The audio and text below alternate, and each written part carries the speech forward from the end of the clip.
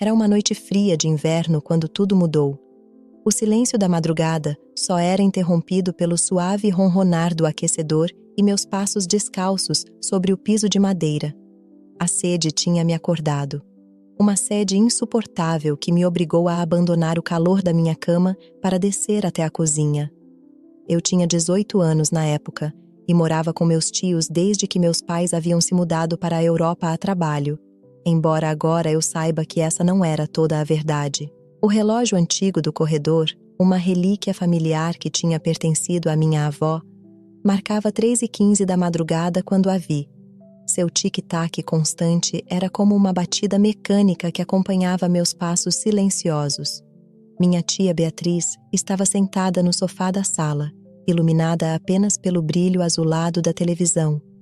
Sua silhueta se recortava contra a tela como uma sombra enigmática. E por um momento, me lembrou aquelas pinturas clássicas onde a luz parece emanar da própria figura. Beatriz sempre tinha sido diferente das outras pessoas que eu conhecia.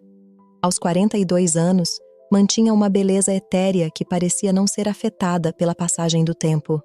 Seu cabelo negro caía em ondas sobre seus ombros e seus olhos verdes guardavam segredos que ninguém parecia poder decifrar. Era a irmã mais nova da minha mãe, mas eram tão diferentes quanto o dia e a noite. Enquanto minha mãe sempre tinha sido prática e direta, Beatriz era sonhadora e misteriosa, como se vivesse em um mundo paralelo ao nosso. Não consegue dormir, Lucas. Sua voz suave quebrou o silêncio sem me assustar. Era como se ela soubesse que eu estava ali o tempo todo. Sempre teve essa capacidade, quase sobrenatural, de perceber a presença dos outros, como se tivesse olhos na nuca. Estava com sede, respondi, mostrando o copo vazio em minha mão. A luz da televisão criava reflexos dançantes no cristal. O que você está assistindo? Beatriz deu uma palmadinha no espaço ao seu lado no sofá, me convidando para sentar. O velho móvel de couro rangeu suavemente sob meu peso quando me acomodei. Na tela, um filme em preto e branco mostrava um casal dançando no que parecia ser um salão dos anos 50. A música suave e melancólica preenchia a sala com uma atmosfera quase onírica. É um filme francês, explicou, e notei que ela tinha chorado. Seus olhos brilhavam mais que o normal, e havia rastros de rímel borrado em suas bochechas. Se chama Les Amants du Crépuscule. Vi pela primeira vez quando tinha sua idade, em um pequeno cinema de arte em Paris. Me sentei junto dela, intrigado não só pelo filme, mas pela maneira como seus olhos brilhavam ao olhar a tela. Havia algo hipnótico na forma como as imagens se refletiam em seu rosto, como se cada cena despertasse nela memórias profundamente enterradas. O aroma do seu perfume favorito, uma mistura de jasmim e baunilha, pairava no ar, misturando-se com o cheiro do chá de camomila que fumegava em uma xícara sobre a mesa de centro. Sobre o que é? Perguntei, esquecendo completamente minha sede inicial. Meus olhos se adaptavam gradualmente à penumbra, e eu podia distinguir melhor os detalhes da cena. As cortinas balançando suavemente com a brisa que entrava pela janela entreaberta, as fotografias familiares nas paredes, testemunhas silenciosas de nossa conversa noturna. Sobre amor, respondeu sem tirar os olhos da tela. Sua voz tinha um tom melancólico que eu nunca tinha ouvido antes. Sobre traição. Sobre aqueles momentos na vida em que você descobre que as pessoas não são exatamente como você achava que eram. É uma história sobre como o amor pode ser tanto um refúgio quanto uma prisão. Havia algo em sua voz, uma nota de melancolia que eu nunca tinha notado antes. Beatriz sempre tinha sido a tia divertida, a que me trazia presente surpresa e me contava histórias fascinantes de suas viagens pelo mundo. Era a que tinha me ensinado a apreciar a arte, a que tinha me levado à minha primeira exposição de fotografia, a que sempre tinha tempo para ouvir meus problemas adolescentes. Mas, naquela noite, enquanto compartilhávamos o silêncio da madrugada, vi um lado dela que desconhecia por completo. O filme avançava lentamente, mostrando a história de uma mulher que descobria que seu marido mantinha uma vida dupla.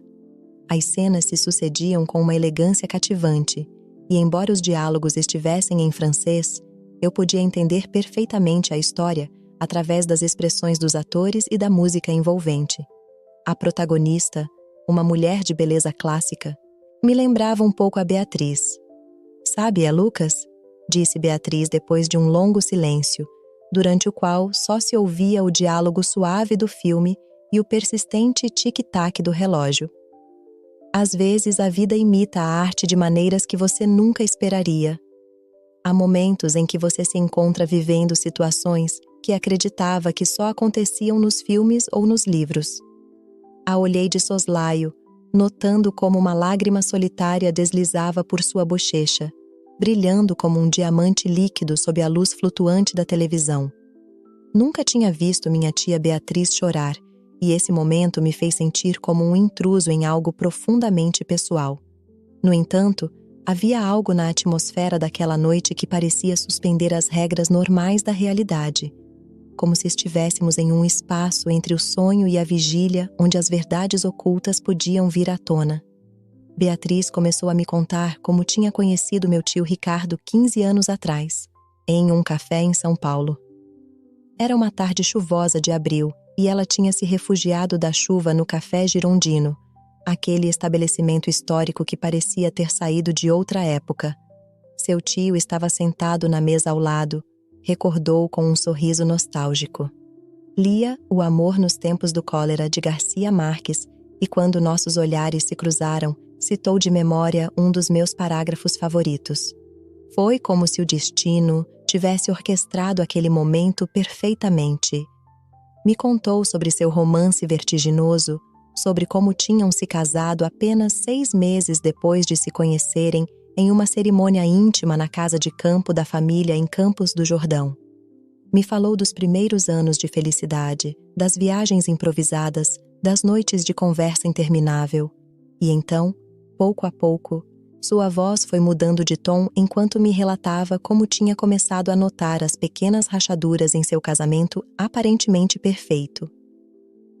"Seu tio é um bom homem, Lucas", disse com um sorriso triste, enquanto servia mais chá em sua xícara.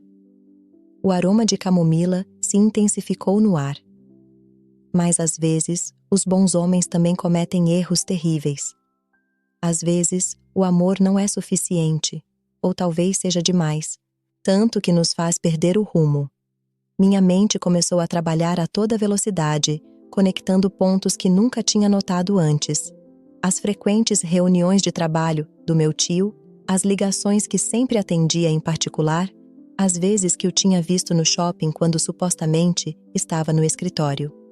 Lembrei das ocasiões em que tinha chegado tarde em casa com a gola da camisa manchada de batom, explicando apressadamente que tinha se manchado com molho de tomate no almoço. "Você sabia todo esse tempo?", perguntei, sentindo uma mistura de compaixão e confusão. A pergunta ficou suspensa no ar como a fumaça do chá.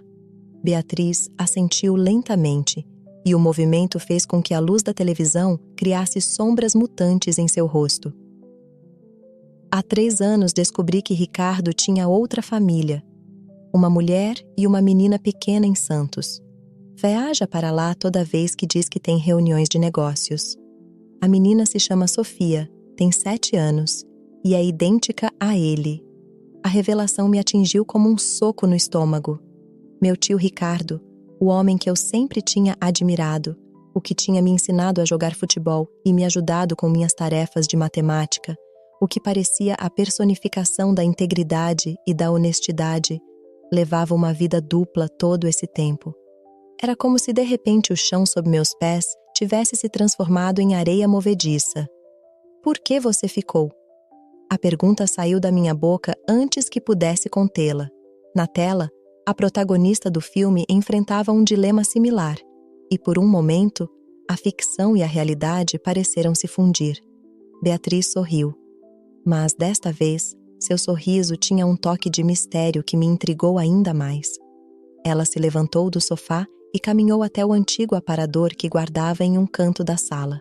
Com movimentos deliberados, tirou uma caixa de madeira entalhada que eu nunca tinha visto antes. "Porque eu também tenho meus segredos, Lucas", A vida raramente é tão simples quanto parece. Às vezes ficamos não por amor, mas por culpa. Às vezes ficamos porque nossos próprios segredos são mais pesados que os dos outros. Foi então que me contou sobre André, seu primeiro amor, o homem que tinha reaparecido em sua vida há 2 anos. Da caixa tirou um maço de cartas amarradas com uma fita de seda azul e uma série de fotografias em preto e branco. André era fotógrafo. Viajava pelo mundo capturando imagens para a National Geographic, e cada vez que voltava à cidade, se encontrava com Beatriz em segredo.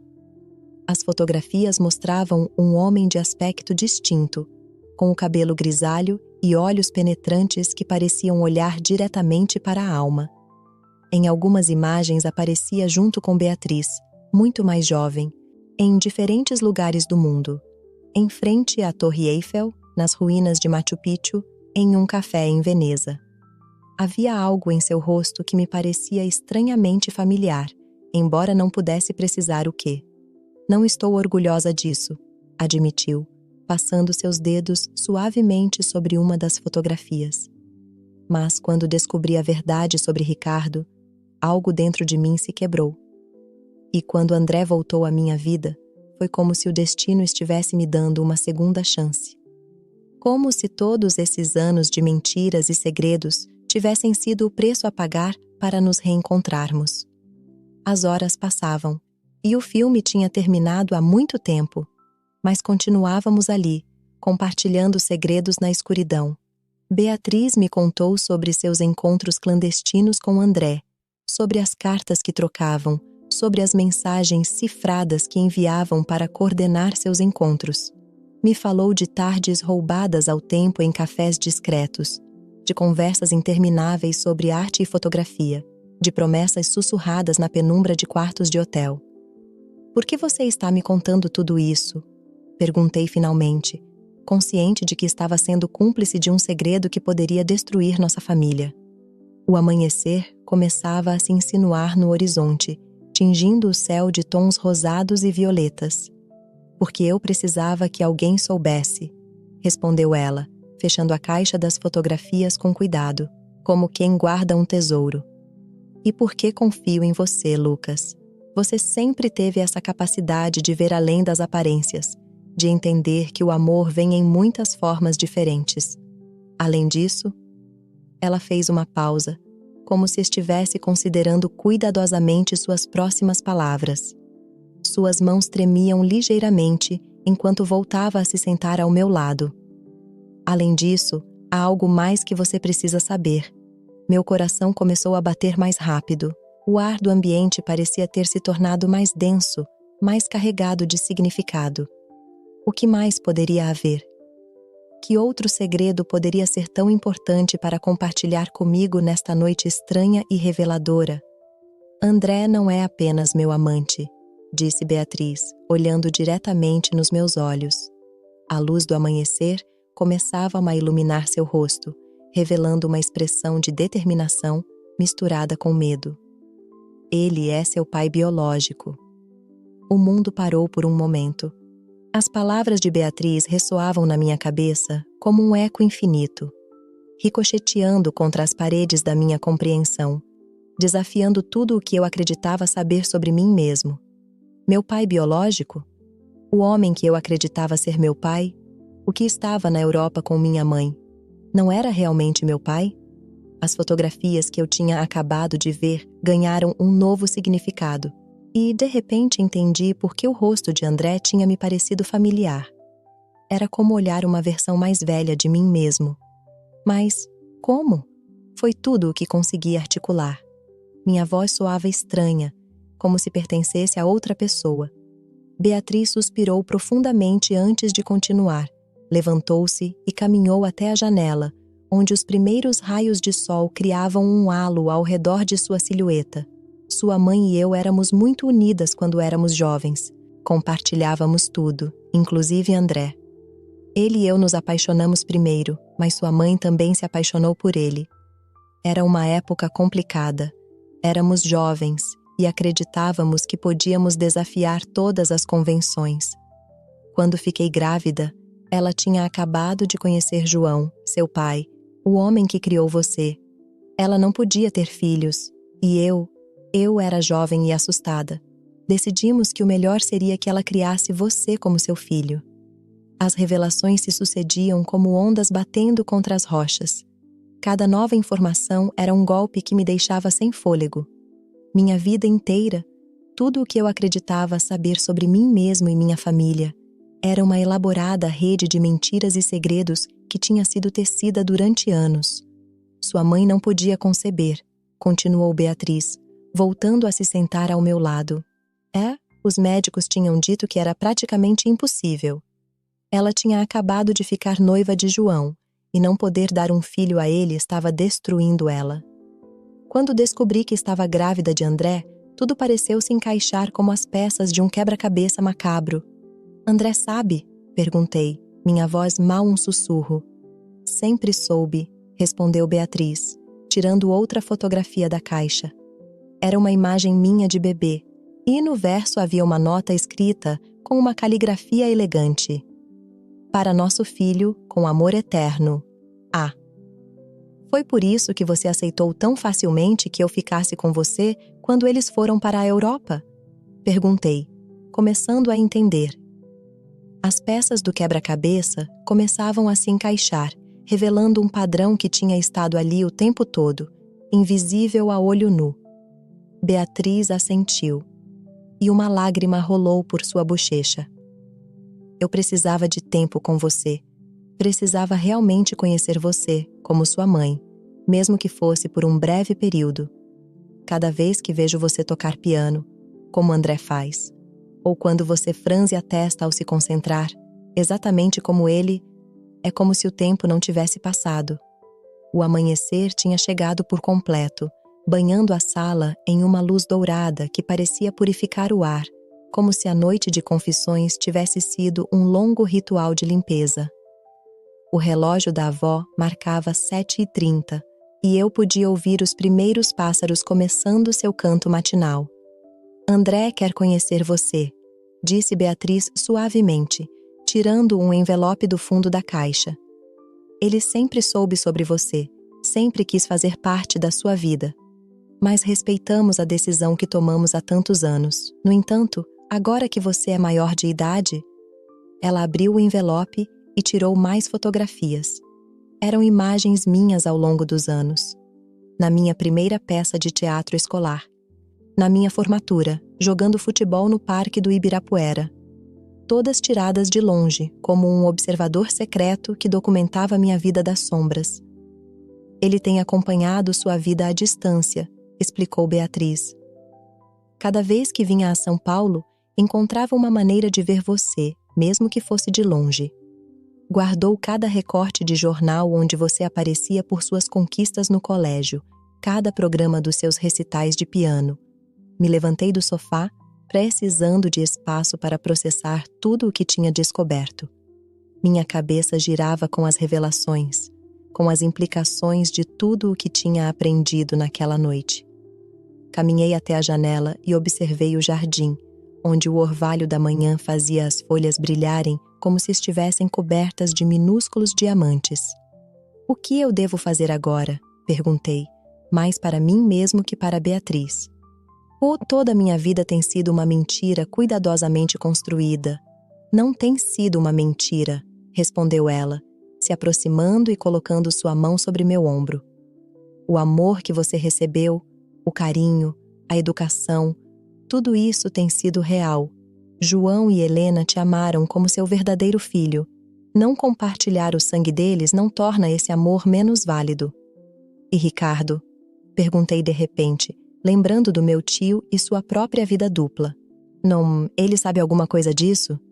Beatriz negou com a cabeça. Ricardo está tão ocupado mantendo seus próprios segredos que nunca questionou os meus. Talvez por isso nosso casamento tenha sobrevivido todos esses anos. Cada um tem seu próprio jardim secreto para cultivar. Você não precisa fazer nada que não queira, continuou ela, depois de um momento de silêncio. Pode fingir que esta conversa nunca aconteceu, seguir com sua vida como até agora. Ou pode escolher conhecer a verdade completa, conhecer seu verdadeiro pai, entender quem você realmente é. A decisão é sua, e qualquer que seja, eu respeitarei. Enquanto o sol subia no céu, olhei para Beatriz, minha tia que na verdade era minha mãe, e vi nela uma nova pessoa. Vi a dor e o amor em seus olhos, vi os anos de sacrifício e segredos que tinha guardado, vi a coragem que tinha precisado para me revelar a verdade, e também vi algo mais. Vi a possibilidade de um novo começo, de uma história diferente que poderia começar a ser escrita a partir deste momento. Quero conhecê-lo, disse finalmente, surpreso com a firmeza da minha própria voz. Quero conhecer André. Beatriz sorriu e, pela primeira vez em toda a noite, seu sorriso alcançou seus olhos, iluminando seu rosto com uma alegria que parecia rejuvenescê-la. Ele estará na cidade na semana que vem. Vem para uma exposição de suas fotografias na Pinacoteca. Podemos marcar um encontro. Enquanto subia as escadas para meu quarto, parei e olhei para trás. Beatriz continuava no sofá, sua silhueta recortada contra a luz do amanhecer, segurando uma das fotografias contra o peito. Naquele momento entendi por que ela tinha me mostrado aquele filme, por que tinha escolhido aquela noite para me revelar a verdade. Algumas histórias precisam do manto da escuridão para serem contadas. Algumas verdades só podem vir à luz depois de terem sido guardadas nas sombras durante tanto tempo. Os dias seguintes passaram em uma espécie de neblina. Continuei com minha rotina diária, a USP, minhas aulas de piano, os jantares familiares com Beatriz e Ricardo, mas tudo parecia diferente agora, como se estivesse vendo o mundo através de um vidro recém-limpo. Cada interação, cada gesto, cada palavra tinha um novo significado. Observava Ricardo durante as refeições, procurando em seu rosto sinais de sua outra vida, me perguntando se sua filha Sofia teria seus mesmos olhos castanhos ou seu sorriso torto. Olhava as fotografias familiares nas paredes com novos olhos, notando os pequenos detalhes que sempre tinha deixado passar. Como em nenhuma foto da minha infância aparecia Beatriz. Como minha suposta mãe sempre parecia ter uma sombra de tristeza em seu olhar. Finalmente, chegou o dia do encontro com André. Beatriz tinha combinado que nos encontraríamos em um pequeno café perto da Pinacoteca. Enquanto me vestia naquela manhã, parei na frente do espelho mais tempo que o normal, estudando minhas feições, procurando nelas os traços do meu verdadeiro pai. O café era um lugar acolhedor, com paredes cobertas de fotografias em preto e branco e o aroma do café recém-moído pairando no ar. Quando entrei, o vi imediatamente. Estava sentado em uma mesa nos fundos, com uma câmera Leica sobre a mesa e uma xícara de café intacta à sua frente. Nossos olhares se encontraram, e foi como me olhar em um espelho que mostrasse meu futuro. André se levantou lentamente, e pude ver que suas mãos tremiam ligeiramente. Era mais alto do que parecia nas fotografias, e seu cabelo tinha embranquecido mais, mas seus olhos eram exatamente como os meus. Lucas, disse simplesmente, e naquela única palavra pude ouvir anos de amor contido, de ausência forçada, de esperança paciente. Nos sentamos um em frente ao outro, dois estranhos que compartilhavam o mesmo sangue, duas peças de um quebra-cabeça que finalmente se encontravam. E enquanto o sol da manhã entrava pelas janelas do café, começamos a conversar, a nos conhecer, a construir uma ponte sobre o abismo dos anos perdidos. Aquela noite fria de inverno não só tinha descoberto a verdade sobre minha origem, mas também tinha aprendido que o amor, a traição e o perdão frequentemente andam de mãos dadas, entrelaçados em uma dança complexa que só podemos entender quando estamos prontos para enfrentar a verdade. E enquanto compartilhava aquele primeiro café com meu verdadeiro pai, soube que minha vida nunca mais seria a mesma, mas também soube que estava pronto para enfrentar qualquer verdade que o futuro me reservasse, porque agora entendia que o amor, mesmo quando vem acompanhado de dor e traição, é a única coisa que realmente importa. A vida, como aquele filme francês que tinha assistido com Beatriz, não era em preto e branco, mas estava cheia de nuances e sombras, de momentos de luz e escuridão, de decisões que nos marcam para sempre. E agora, finalmente, estava pronto para escrever minha própria história,